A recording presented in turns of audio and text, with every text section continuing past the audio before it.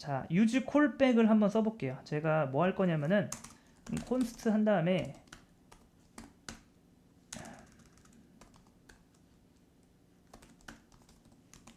계산 함수라고 해서 하나 만들어 볼게요. 얘는 뭐냐면은 a랑 b를 받아서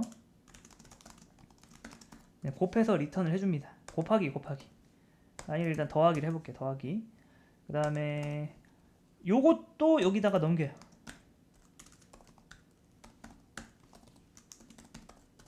이런 식으로 넘기고 그 다음에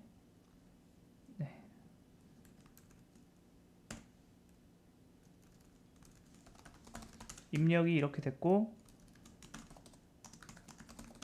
결과는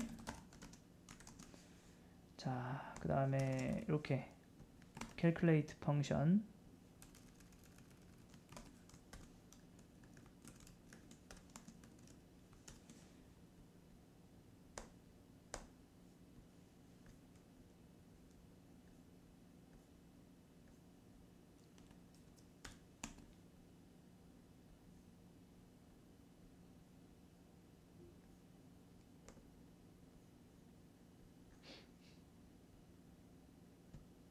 자,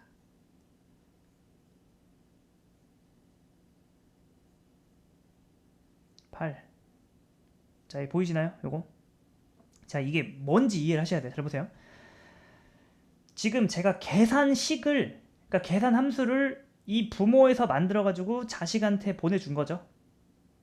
그러면 이 자식 같은 경우는 뭐 직접 계산하는 게 아니라 요것도 부모한테 받은 함수를 그냥 그대로 작동시켜서 하는 거예요. 그런데 좀 희한한 게 있어요. 부모한테 보세요. 이 값은 매번 똑같죠? 그러니까 이 넘버가 바뀌어도 이거 똑같잖아요. 그 다음에 이거 똑같잖아요. 그 다음에 요거 뭐예요, 여러분? 요게 뭐 계속 바뀌는 게 아니잖아요. 계속 이거잖아요. 그런데도 불구하고 지금 똑같은 값이 계속 들어오는데도 불구하고 이 서브 함수가 계속 리렌더링 되죠. 이상해요. 우리가 유즈 메모에 대해서 배우기를 이 값이 똑같고 이 값이 똑같고 이게 전 턴이랑 똑같으면은 계속 됐는데 왜 그러냐? 왜냐면 여러분 이게 이 함수가 계속 생성되기 때문이에요. 그러니까 함수는 이게 이런 숫자랑 달라요. 이게 매번 새로 만들어진다고 보시면 됩니다. 그러니까 이렇게 만들어진 함수랑 다시 한번 실행. 지난 턴에 만들어졌던 얘랑 지금 턴에 만들어졌던 얘랑 같은 기능을 할지언정 자바스크립트에서는 얘를 다르게 인식합니다. 그러면 얘 어떻게 해줘야 돼요?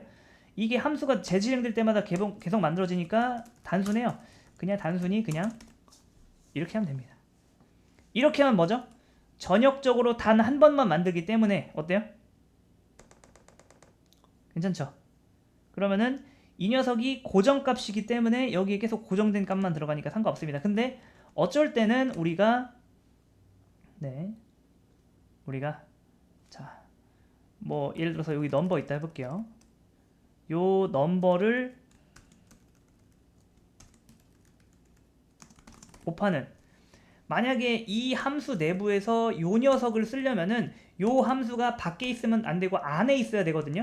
왜냐면은 그거는 이제 지역 변수, 전역 변수 특징상 요 넘버는 요 밖에서 접근할 수가 없기 때문이죠. 요 안쪽에서만 접근할 수 있어요. 그럼 어쩔 수 없이 여기 있는 거를 여기로 옮겨요. 그럼 어떻게 되죠?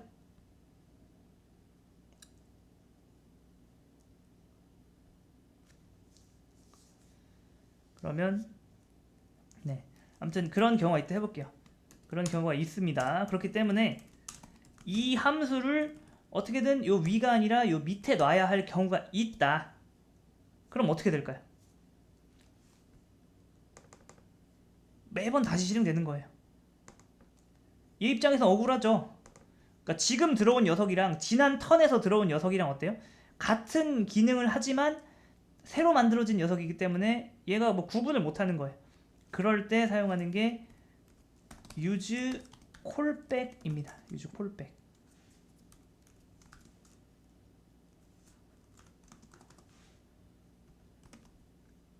use callback도 이렇게 써요. use callback은 뭐냐면은 use 메모랑 비슷해요. use 메모도 뭐예요? 기억했다가 주는 거죠. 잘 보세요. 보이시나요? 그러니까 use callback을 쓰면 요 함수를 일단 누가 받아요? use callback이 주죠. 그쵸? 네. 자, use callback이 줍니다. 근데 최초 렌더링 시에 요 함수가 만들어져서 누구한테? use callback한테 전달이 됩니다. use callback 입장에선 뭐예요? 얘가 처음 보는 유형이기 때문에 뭐다? 그걸 받아서 다시 얘한테 줍니다. 근데 두 번째 실행됐을 때 use callback은 네, 요 뒤에 이게 똑같아요. 여기 안에 들어있는 숫자가 바뀌었다. 뭔가 어떤 값이 바뀌었다. 바뀌지 않았으면은 최초 렌더링 시에 만들어 놨던 그 녀석을 가지고 있다가 여기다 줍니다. 그러니까 한마디로 말해서 두 번째 렌더링 이후부터 이 함수는 쓰이지 않아요. 그렇기 때문에 네, 여기에는 계속 같은 함수가 들어오게 되어 있습니다. 이렇게. 그러니까 use callback은 뭐냐면요. use callback은 이제 값 같은 경우는 상관없는데 함수 같은 경우는 똑같은 역할을 하더라도 여기다가 하면 매번 다른 함수로 인식되기 때문에 네, 이 리액트 메모에 관련돼서 이 매개 변수가 똑같아야 된다. 캐시를 타려면 매개 변수가 똑같아야 된다. 라는 특징이 안 지켜질 수가 있어요. 그럴 때 use callback으로 감싸시면 됩니다. 자, 그러면 요거 해볼게요. 넘버 2 만들어 보겠습니다. 넘버 1, 넘버 2, 1, 2. 그러면 여기도 1, 1, 버튼 1,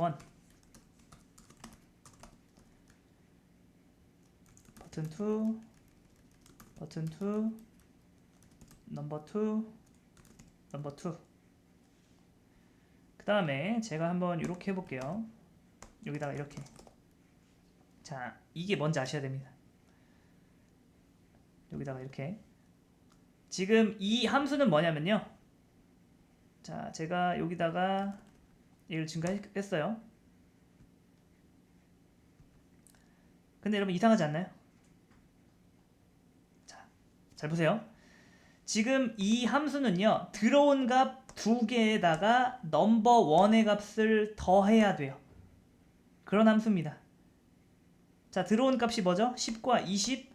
즉 한마디로 말해서 여기서 10과 20입니다.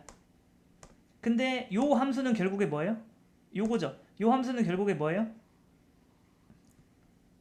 요거죠. 요 함수는 뭐예요? 요거죠. 요 함수는 결국 뭐죠? 요거에 의해서 만들어진 거잖아요. 요 녀석은 뭐다? 들어온 값에다가 넘버 1을 더한 값을 리턴합니다.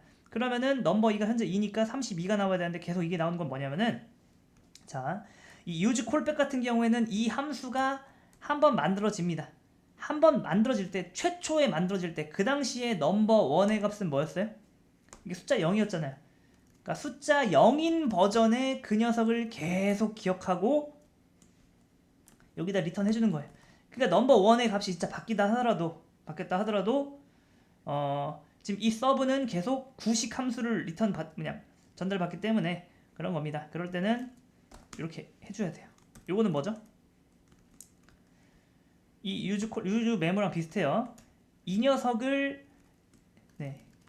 자, 이렇게 하면 이 녀석이 실행되는 민감도가 뭐예요? 한 번으로 줄였죠. 최초에 한 번만 실행됩니다.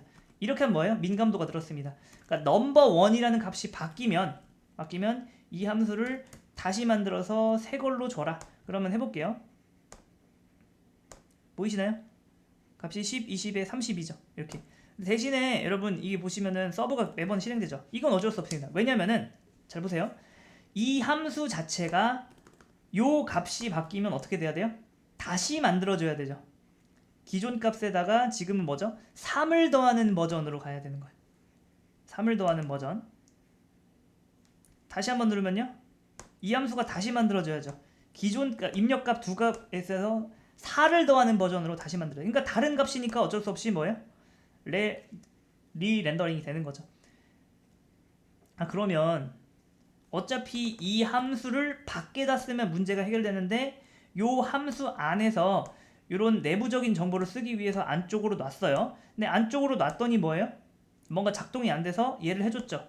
얘를 해주니까 뭐예요? 얘가 바뀔 때마다 얘가 다시 실행되죠. 얘가 다시 실행되면 뭐예요? 다시 만들어지면 요 캐시를 안 타죠. 그러면 의미 없는 거 아니냐? 의미가 있죠. 잘 보세요. 지금 요 숫자 같은 경우에는 뭐랑 상관이 있냐면요, 여기 입력된 숫자 10과 20 그리고 요거랑 관련이 있어요. 자, 얘가 증가했을 때는 얘랑 관련이 있다 없다? 없어요. 해볼게요. 자, 보이시나요? 지금 뭐만 다시 실행되죠? 요것만 다시 실행돼요. 왜 그렇죠? 분명히 잘 보세요. 얘를 클릭했어요. 얘를 클릭하면 어떻게 되죠?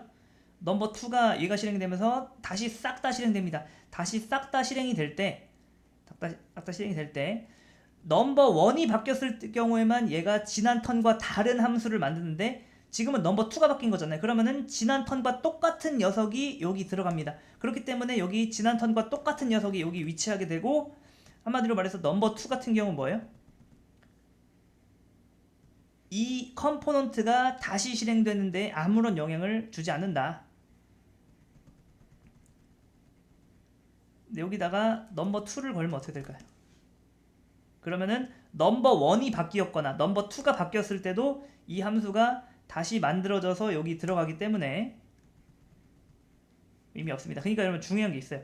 정말 이 함수 내에서 유즈 메모도 마찬가지고 유즈 이펙트도 마찬가지고 요 안쪽에서 사용하는 것만 여기다가 걸으시면 돼요. 그래야 깔끔하게 최적화가 됩니다. 자, 유즈 콜백 진짜 어렵죠? 제가 알고 있습니다, 여러분. 이게 리액트라는 게, 저는 맨 처음에 리액트 전에 HTML을 굉장히 오래 했던 사람으로 뭐 별거 아닌 것 만드는데도 불구하고 무슨 불변성이니 유즈 스테이트니 뭐 지난번 턴에서 뭐 이어져 오는 값, 뭐 값이 전승되고 막 이런 것들을 하는 게 되게 사실 이해가 안 됐거든요. 이거 그냥 만들면 되는 거 아니야? 사실상 작은 어플리케이션, 규모가 작은 앱은 jQuery로 만드는 게 압도적으로 빨라요. 하지만 우리가 어떤 앱을 굉장히 내가 오래, 그 다음에 여러 사람이랑 계속 지속 발전시켜 나가겠다. 그러면은 차라리 체계가 있는 편이 나아요. 이 체계라는 게 처음에는 거추장스럽겠죠. 아, 나 귀찮아. 나 옛날로 돌아갈래. 그래서 저도 맨 처음에 리액트 읽을 때 여러 번 포기했어요. 왜 포기했냐? 어려워서라기보다 아니 이거 너무 느린 거예요. 내가 만드는 방식으로 하면 금방 만드는데, 근데 이게 대규모 앱으로 될수록 힘을 발휘합니다. 그러니까 정말 감이 안 오더라도 이걸 내가 진짜 어떻게 쓰지 상상이 안 되는데, 그런 무력감이 우리를 좀 힘들게 하잖아요. 이해합니다. 그래서 여러분 그렇게 기억하세요. 이거는 확실히 나중에 힘을 발합니다. 그래서 많은 사람들, 많은 기업들이 리액트를 쓰는 거예요. 그리고 초반에는 유즈 스테이트, 유즈 이펙트만 파세요. 그리고 웬만하면 이걸로만 만드세요. 웬만하면 유즈 메모를 쓰지 않으려고 노력하시고, 그 다음에 유즈 콜백을 쓰지 않으려고 노력하시고, 리액트 메모를 쓰지 않으려고 노력하세요. 그리고 리액트 메모를 쓰는 게 실력이 좋은 게 아니에요. 정말 필요할 때만 쓰는 게 좋은 거고, 공홈에도, 공식 사이트에도 얘를 정말 필요할 때만 쓰라고 나와 있습니다. 리액트 메모, 유즈 콜백. 제가 이걸 설명을 안 드릴 수는 없어서 설명을 드렸는데, 요거는 한번 들었는데 와, 하나도 모르겠는데 괜찮아요. 그냥 예제 몇 번 따라해 본 걸로 충분히 여러분한테 역할을 한 겁니다. 넘어가시고 다시 요거에 집중하셔서 요거 열심히 하시면 됩니다. 네,